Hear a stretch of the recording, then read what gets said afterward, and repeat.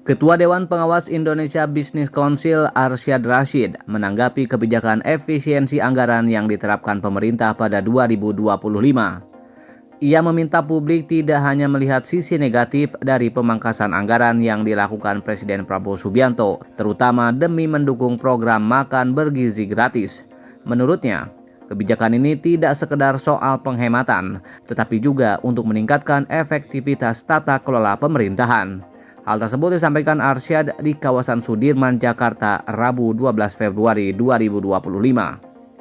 Arsyad menjelaskan bahwa anggaran negara kini lebih difokuskan pada sektor-sektor yang berkontribusi langsung terhadap pertumbuhan ekonomi.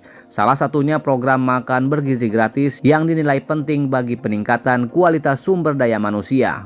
Sementara itu, sektor swasta diberikan kesempatan lebih besar untuk berpartisipasi dalam pembangunan, terutama di bidang infrastruktur.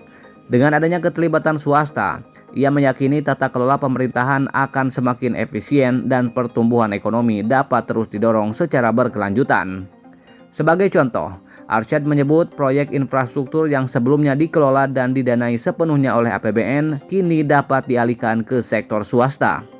Pelaku usaha, baik dari dalam maupun luar negeri, dapat bermitra dengan pemerintah dalam membangun berbagai fasilitas publik, seperti bandara, transportasi bus, hingga kereta api.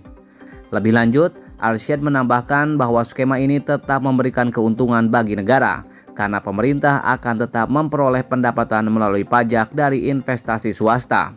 Menurutnya, keterlibatan sektor swasta menjadi langkah strategis dalam mengatasi keterbatasan anggaran, memastikan program prioritas seperti makan bergizi gratis tetap berjalan, sekaligus mempercepat pembangunan infrastruktur yang berdampak langsung pada perekonomian nasional. Peluang efisiensi yang dilakukan oleh pemerintah membuka peluang untuk investasi oleh swasta untuk masuk ikutan. Ya kan, yang tadinya misalnya dana untuk infrastruktur, kenapa nggak swasta yang keluarin uangnya untuk itu gitu. Jadi ini adalah buat saya sih malah menarik gitu. Jadi jangan lihat hanya dari situ. Yang dilakukan oleh beliau itu bukan hanya efisiensi loh. Yang beliau lakukan adalah efisiensi dan effectiveness. Nah, efektifnya adalah yang mana nggak efisien diambil, ditaruh di tempat atau pos yang lebih efektif gitu contohnya. Terus misalnya contoh, bukan saya mengatakan makan nutrisi gratis misalnya. Itu dampak itu besar loh. Karena apa? Beliau mengeluarkan itu untuk beberapa hal. Satu, mencapai kesehatan. Kedua, pendidikan. Dan memanage mengenai bonus demografi kita. Tapi dari situ membangun juga nantinya.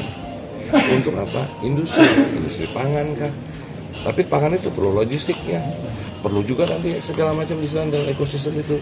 Bisa yang besar sampai yang kecil. Nah, jadi menurut saya kita harus melihat dari sisi itu, jangan melihatnya negatif. Melihatnya tadi bukan efisiensi saja loh, efisiensi dan effectiveness. Ya. Kalau dari swasta sendiri Pak, sektor mana yang paling potensial sejauh ini? Kenapa? Dari swasta, sektor mana yang paling potensial sejauh ini? Kalau saya nanti banyak semua tadi, kalau semuanya itu bicara, kalau bicara contoh infrastruktur menarik kok. Ya kan, kapan lagi itu nggak pernah dibuka, sekarang dibuka untuk kita melakukan investasi di situ. Sudah itu bicara mengenai industri pangan misalnya, di situ juga untuk peluang besar. Energi juga begitu. Terus juga selain itu hilirisasi yang namanya kita bicara industrialisasi, manufacturing, itu juga karena berarti create value added. Kalau value added created itu kan berarti untuk pengusaha juga positif gitu. Jadi hal-hal ini, industri-industri ini selain tadi yang enabler seperti digitalisasi yang perlu ada, tapi dan juga misalnya infrastruktur dan juga pendidikan.